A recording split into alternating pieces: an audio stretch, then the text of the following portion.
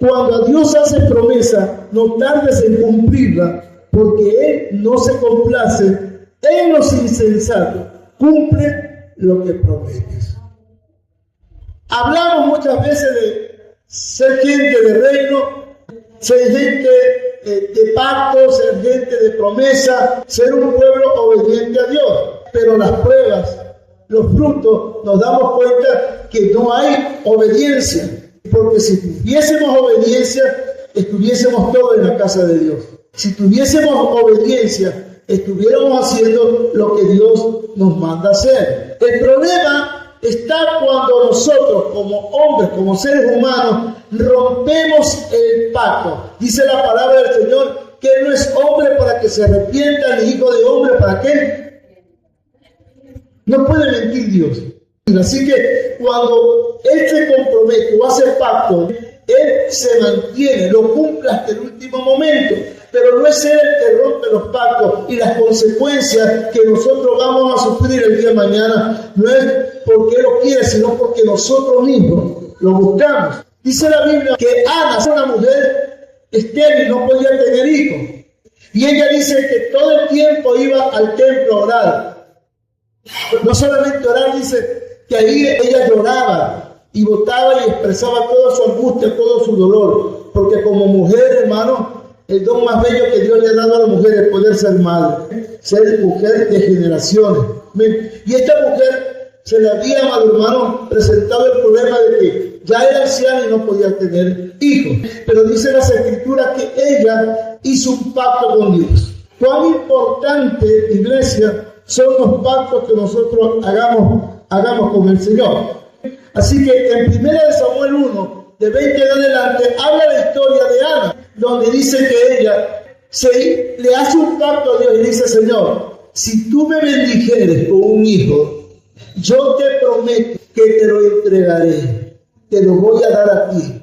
Y luego dice las Escrituras que Dios bendijo a Ana porque escuchó y aceptó el pacto de Ana. Así que Dios cumplió y le dio el hijo. Y luego te dice que cuando ya Samuelito estaba destetado, ella lo llevó al templo y se lo entregó al sacerdote para que sea él el guía espiritual y que forme y moldee, amado hermano, a Samuel.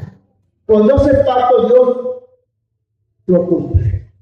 Y vamos un poco más allá todavía en el libro de Génesis 31, donde habla, iglesia, de la vida de un hombre que había vivido toda su vida a base de mentira, a base de querer las cosas, obtenerlas de una manera fácil, lícita. Quería riqueza sin esforzarse, quería tener todo, hasta incluso luchó con la mentira para él poder tener la primogenitura. Ya saben de quién estoy hablando, estamos hablando de Jacob.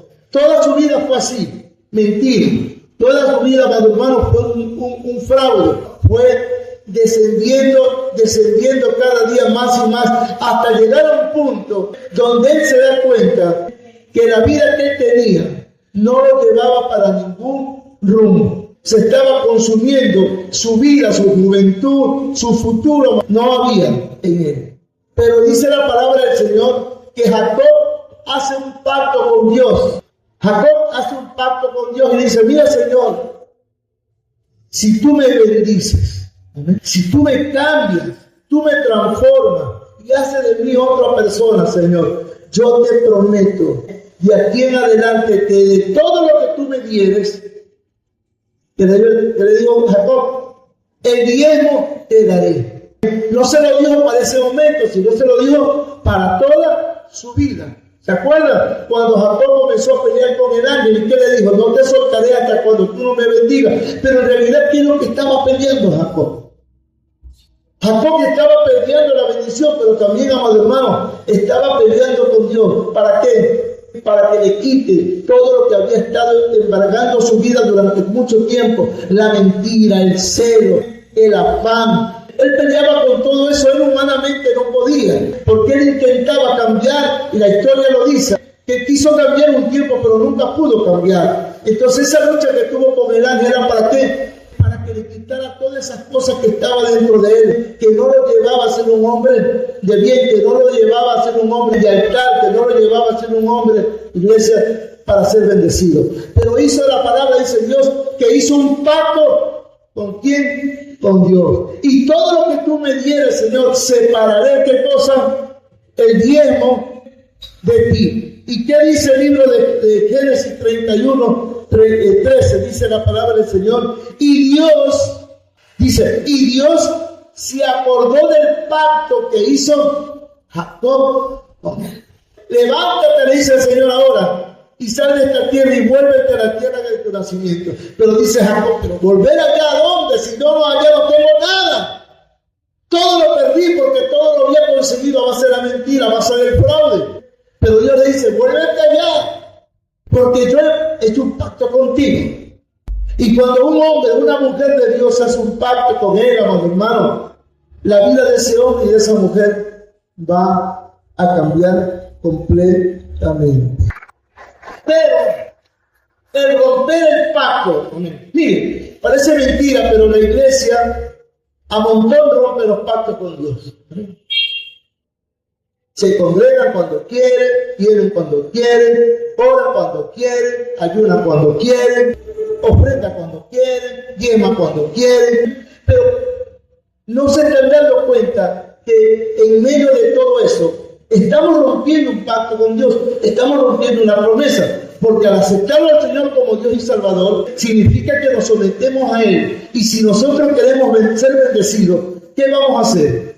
Tenemos que ser obedientes con Dios, por sobre toda situación, por sobre todo problema que yo tenga en la vida. Ya no es tiempo de estar jugando con Dios. Parece que Dios nos ha traído a la iglesia solamente a cuestionar, solamente a hermanos a acusar, pero no damos soluciones. Y no es cuestión de estar señalando o acusando a alguien si pecó o no pecó. Mira hasta dónde llega el morbo de muchas veces de la iglesia, que queremos enterarnos por qué pecó. Y hasta incluso buscamos a Dios para decirle, Señor, revélame. ¿Y cómo lo hizo? ¿Y por qué lo hizo? ¿Y cuándo lo hizo? Hasta ese extremo utilizan a Dios. La pregunta es, ¿qué solución estamos dando? ¿Damos solución cuando tú te enteras? Ni siquiera solucionamos nada. Al contrario, atacamos, señalamos. Pero estas situaciones que muchas veces se viven en la iglesia es porque, hermano, rompemos el pacto con Dios y comenzamos a actuar de una forma natural, no como de una manera espiritual. Amén. Y el hombre espiritual, hermano, no usa el hombre, la mujer espiritual, busca soluciones. Y a veces cuando la iglesia peca, aunque nosotros somos hermanos en Cristo, hermanos espirituales, no de sangre, pero sin embargo, cuando uno de nosotros peca, trae consecuencias y desgracias a toda la iglesia. Cuando usted peca, trae consecuencias. Usted dirá, pero no es el familia del pastor. Claro que no es el familia de tu pastor, pero tu pecado contamina a la iglesia. Y tú no sabes el por qué, no sabes ni por qué la miseria, ni por qué la situación, ni por qué los problemas, por qué las enfermedades, por qué tantas cosas que nos están agobiando. Y le echamos la culpa al diablo, le echamos la culpa al diablo. Pero somos nosotros que estamos rompiendo el pacto con Dios. Libro de Jeremías, capítulo 13, habla claramente lo que el pueblo de Israel había estado haciendo. Supuestamente muchas veces creemos que las cosas que hacemos, las hacemos a escondidas. Jeremías, capítulo 13. Ellos, hermanos, habían hecho desacato en obediencia a Dios. Y yo le contaba la historia justamente de las compras insólitas que Dios le dijo a Jeremías. Y una de esas le dijo, quiero que compres un cinto y te lo ciñas. Un cinto de lino, y el hombre compró, y Jeremías lo compró de sus propios recursos, su propio dinero. Y Dios dijo, cómpralo de tu dinero. Las compras que Dios nos manda a hacer es con nuestro propio dinero, no con el dinero de Él. Luego dice que se compró el cinto, y luego el Señor le dice, a los pocos días dice, Jeremías, sácate ese cinto que compraste y entiérralo. Y le dice a Jeremías, pero ¿por qué, Señor, lo voy a enterrar? Tú sabes lo que va a suceder si se entierra. Y el Señor, hazlo, y lo enterró. Luego pasa el tiempo y dice el Señor, ¿cuál es el cinto que te mandé a enterrar? Sácalo y ahora mételo dentro del fondo del agua. Peor todavía, pues dice Jeremías, si Señor, si se mete ahí, se va a descomponer. Pero Jeremías lo hizo porque Dios se lo mandó. Amén. Hay cosas que no entendemos, iglesia, que Dios nos manda a hacer, pero hay que pagar ese precio. Jeremías hizo lo que Dios le mandó, pero cuando después de un tiempo el Señor le dice a Jeremías, saca ese cinto que está dentro del agua, donde te mandé a ponerlo. Y cuando Jeremías saca el cinto, se sorprende que el cinto ya casi no existía, estaba completamente podrido.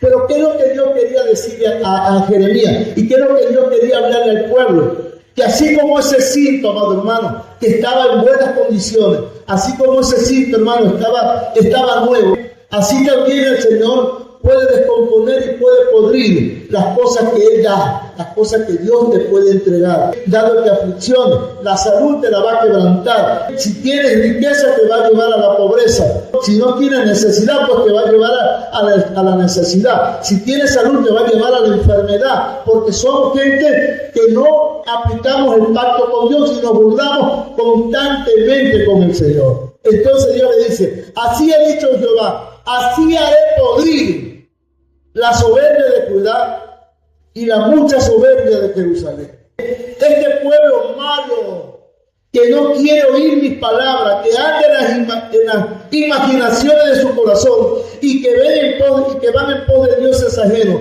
para servirle y para postrarse ante ellos, vendrá a ser como este cinto que para ninguna cosa es buena. Porque como el cinto se junta a los ojos del hombre, así se juntará, dice el Señor, a mí toda la casa de Israel y toda la casa de Judá, dice Jehová, para que me fuesen por pueblo y por fama, para alabanza y por honra, pero no quisieron escuchar. Dios nos habla otra vez de Jeremías, la importancia que debe de existir en los pactos que nosotros tenemos con Dios.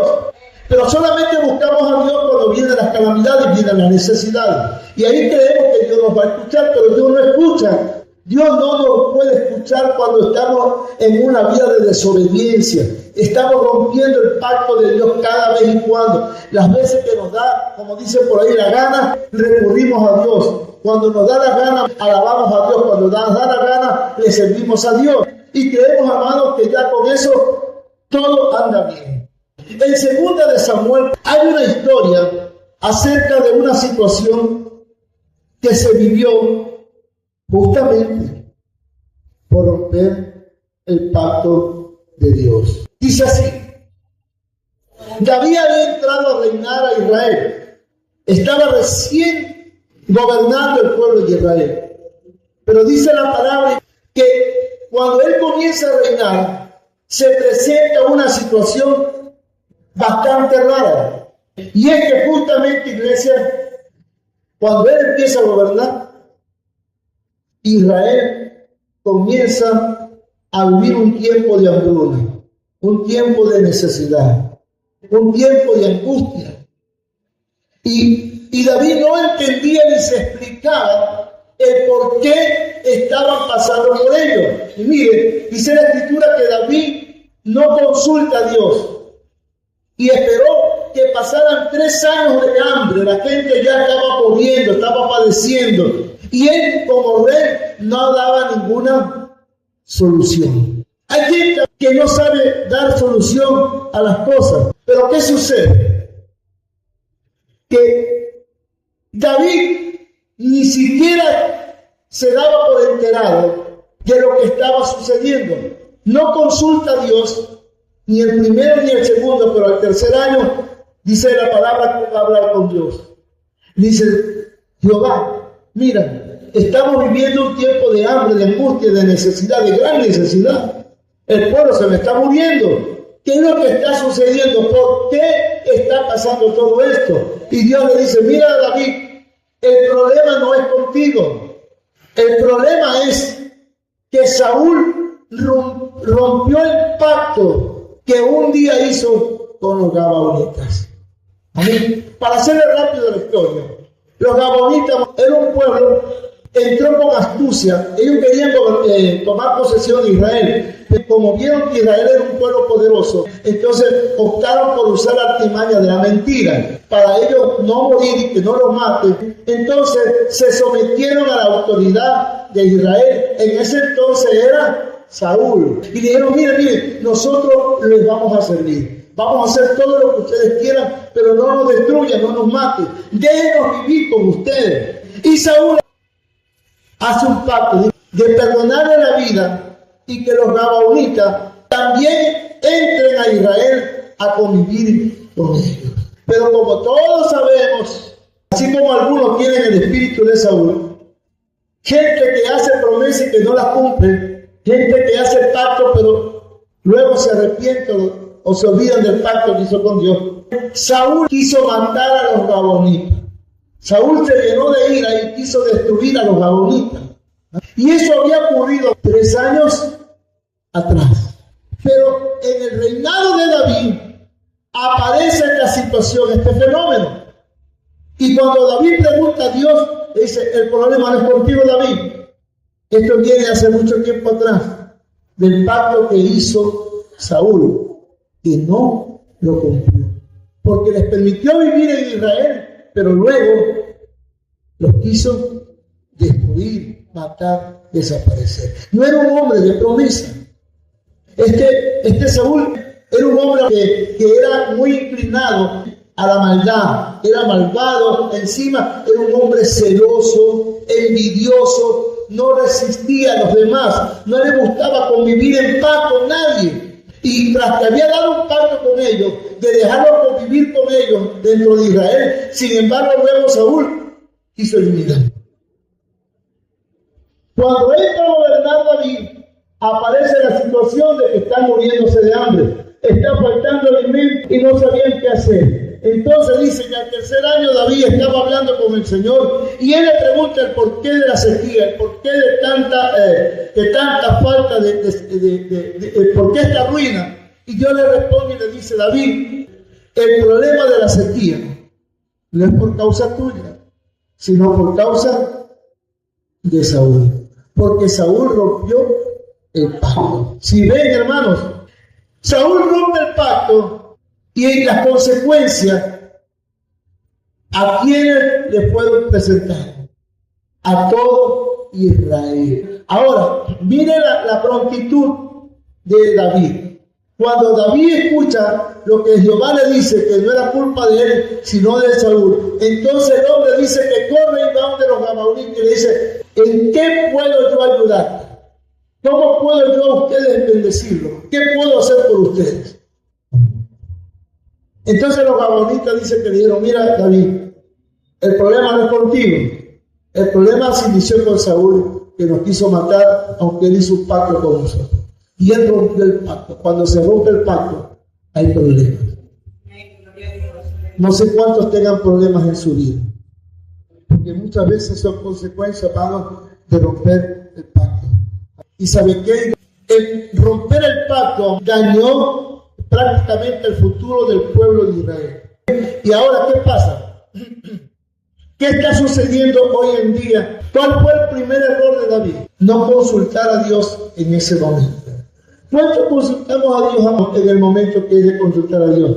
Y a veces esperamos las cosas para luego andar preguntándole a Dios. Así hay mucha gente dentro de las iglesias que empiezan a buscar a Dios para saber por qué Evelyn pecó y cómo pecó. Pero eso que averiguan ni siquiera lo hacen para dar soluciones, sino para señalar y para matar. Porque lo que hacemos y logramos es apartar a esa persona de los caminos del Señor. En vez de acercarnos para orar, ayunar por ella y decir, voy a ayunar, voy a orar por esa persona para que Dios toque su corazón, comenzamos a cuestionar y cuestionamos. ¿Y qué está pasando luego? La iglesia cada día comienza a tener flaqueza, debilidades. Cuando nos enteramos del pecado de alguien, ni siquiera nos callamos. Hablamos más todavía del pecado y en todo momento estamos cuestionando, criticando, porque muchas veces nosotros ni siquiera tenemos la respuesta correcta. Estos gabonitas se aprovechan de la situación de que David se da cuenta que el problema no era con él, sino con Saúl. Y dice, mire, la única forma para que nosotros podamos estar en paz y tranquilos es que tú nos entregues a los hijos de Saúl o a los descendientes de Saúl. Y David dice, no hay ningún problema. con tal que venga otra vez la prosperidad a Israel, con tal que venga otra vez a la abundancia a Israel, no hay ningún problema. Ni siquiera pensó en los inocentes.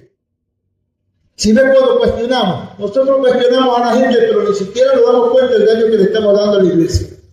Y Dios no nos ha puesto a nadie, ¿amén?, a estar juzgando a nadie. Dios nos ha puesto, amados hermanos, a orar y a interceder, los unos por los otros, no a cuestionar los unos por los otros, ni mucho menos alimentarnos del morbo. ¿Por qué pecó? Y averiguar de cuál es el pecado.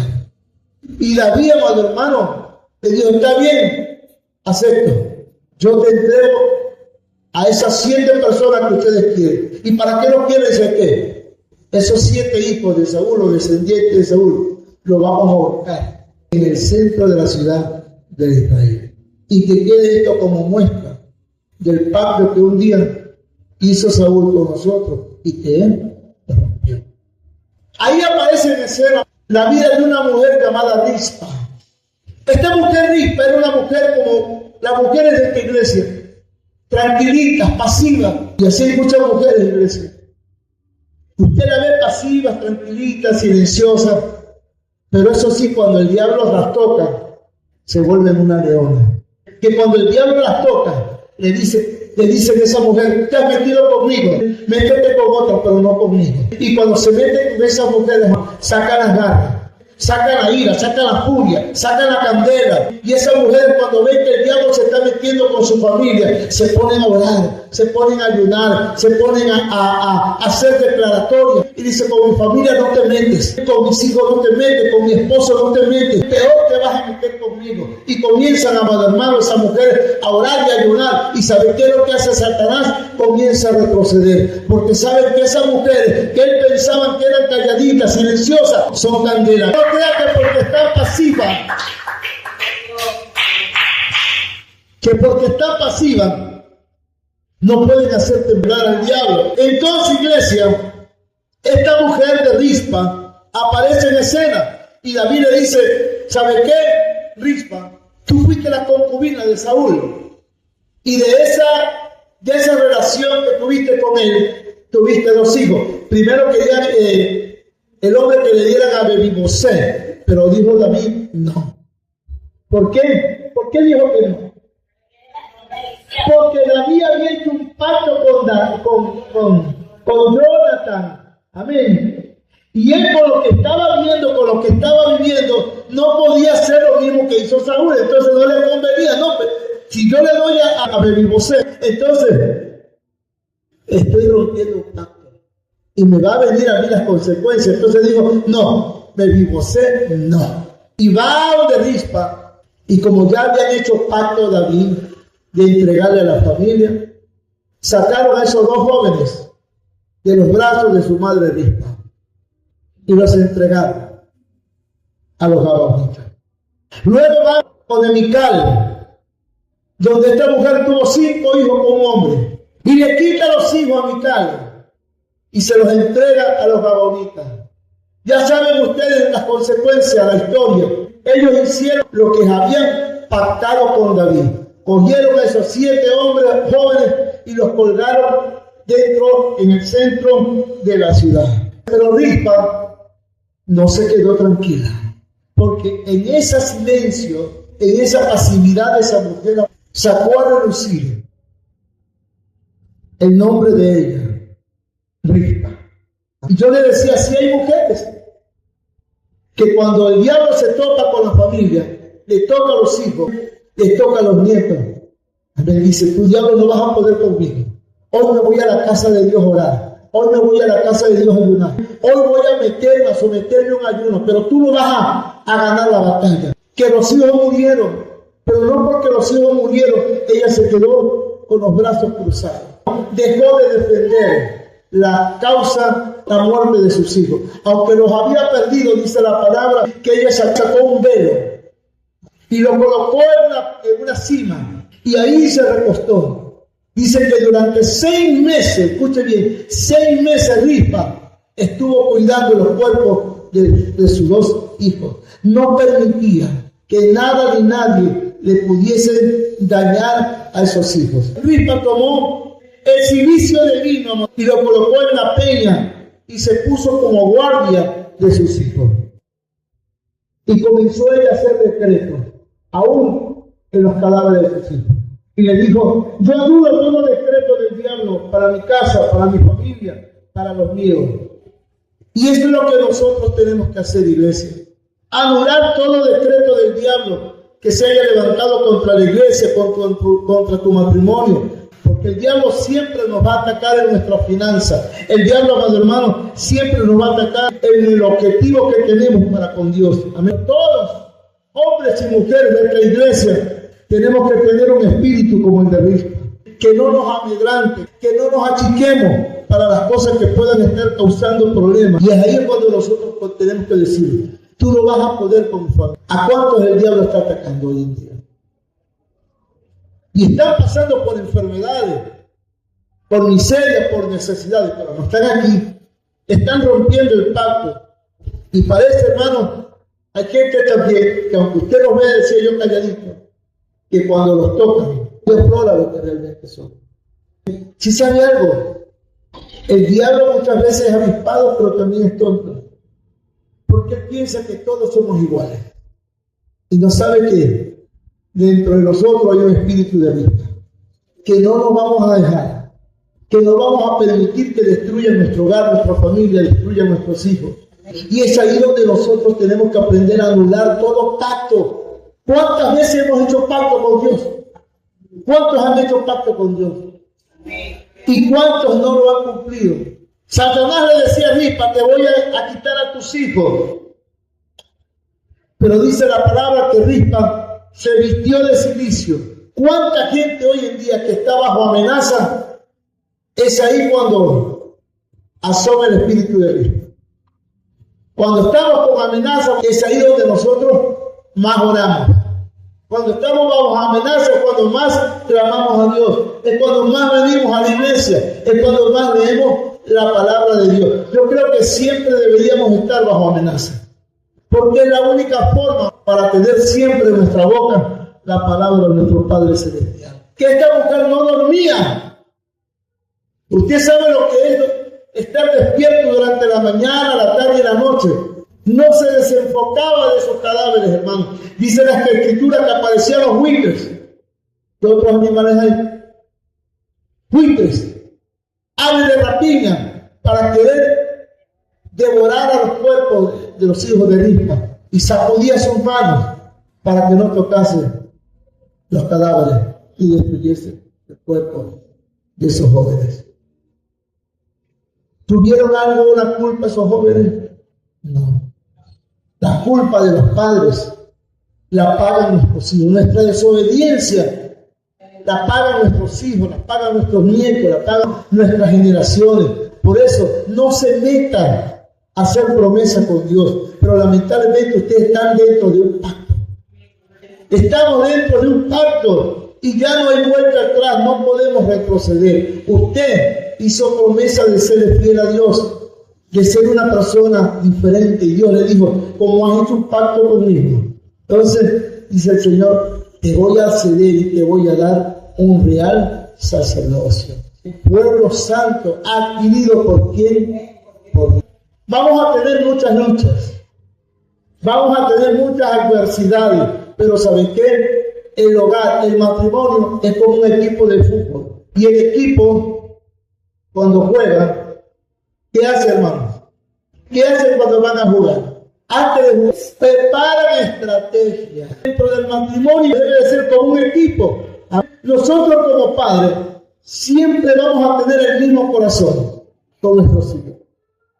Aunque nuestros hijos muchas veces hagan cosas que nos irritan, hagan cosas que desobedezcan a Dios, pero siempre nosotros como padres, siempre serán nuestros hijos. Y eso es lo que hacemos nosotros, irritamos el corazón de Dios. En el libro de Jeremías, ya en el 13, en el capítulo 19, el Señor sigue hablando al pueblo de Israel por su desobediencia y por romper el pacto con Dios. Y mire lo que dice el Señor. Vamos a leer el 4, dice la palabra, porque me dejaron y enajenaron este lugar y ofrecieron el incienso a dioses ajenos, los cuales no habían conocido ellos, ni sus padres, ni los reyes de Judá, y llenaron este lugar de sangre inocente. Los que no están aquí, ¿qué estarán haciendo en su casa? Tal vez viendo televisión, tal vez de paseo, tal vez haciendo cualquier otra actividad, pero nosotros como pueblo de Dios, ¿dónde debemos estar? Amén. ¿Dónde debemos estar? En la casa de Dios. Y eso es lo que Dios le estaba diciendo a Israel. Ustedes hicieron un pacto conmigo, que me iban a obedecer, que me iban a adorar, que me iban a alabar, pero no lo están haciendo. Se han inclinado a lo malo, dice el 5. Y edificaron lugares altos a Baal, para quemar con fuego sus hijos en holocausto al mismo Baal, cosa que no les mandé, ni hablé ni me vino a mi pensamiento. Por tanto, aquí viene el día, dice Jehová, que este lugar no se llamará más Tofet, ni valle del hijo de Hinnom, sino valle de matanza, sino valle de maldición. Entonces, le dice el Señor, porque aquí el Señor es otra historia. Aquí el Señor dice a Jeremías, quiero que hagas otra compra. Oiga que le encantaba a Dios mandar a comprar a Jeremías. Y dice el Señor, ahora quiero que compres una vasija. Y dice la palabra pero la vas a comprar con tu propio dinero. Y Jeremías compra la vasija con su dinero. Terrible cuando Dios nos manda a comprar y hacer cosas. Y tenemos que sacar de nuestros recursos. Y no dice, pero si no tengo, amén, pues a veces tenemos que sacrificar y pagar un precio y muchas veces, hermanos, prestar para hacer la obra del Señor. Y dice que compró la vasija, dice el Señor a Jeremías, mira, compraste la vasija, quiero que te vayas con los sacerdotes y los profetas y te pongas frente a la ciudad de él. Que yo voy a hablar y vas a declarar una palabra. Dice que Jeremías fue con la vasija, madre hermano, y se paró junto a los sacerdotes. Cuando Jehová habla y le dice a Jeremías, coge la vasija y rómpele en el suelo. Cosas insólitas que Dios nos manda a hacer. Dice que Jeremías rompió la vasija y le dice, si ves cómo esa vasija es rota, así mismo voy a romper a todo Israel. No va a quedar absolutamente nada. Lea lo que dice la palabra. Dice, entonces quebrarás la vasija ante los ojos de los varones que van contigo, y le dirás, así ha dicho Jehová de los ejércitos, así quebrantaré a este pueblo y a esta ciudad, como quien quiebra una vasija de barro, que no se puede restaurar más en Tofet. Se enterrarán, porque no habrá otro lugar para enterrar. Así haré a este lugar, dice Jehová, y a sus moradores, poniendo esta ciudad como Tofet. La casa de Jerusalén y la casa de los reyes de Judá serán como el lugar de Tofet, inmundas por todas las cosas sobre cuyos pecados ofrecieron incienso a todo el ejército del cielo y vertieron libaciones a dioses aquí. ¿Por qué el Señor va a mandar desgracia? ¿Por qué el Señor va a mandar angustia? ¿Por qué el Señor va a mandar sufrimiento? Porque no obedecemos a Dios y rompemos el pacto. Porque Dios, iglesia, no rompe pacto. Somos nosotros los que rompemos el pacto.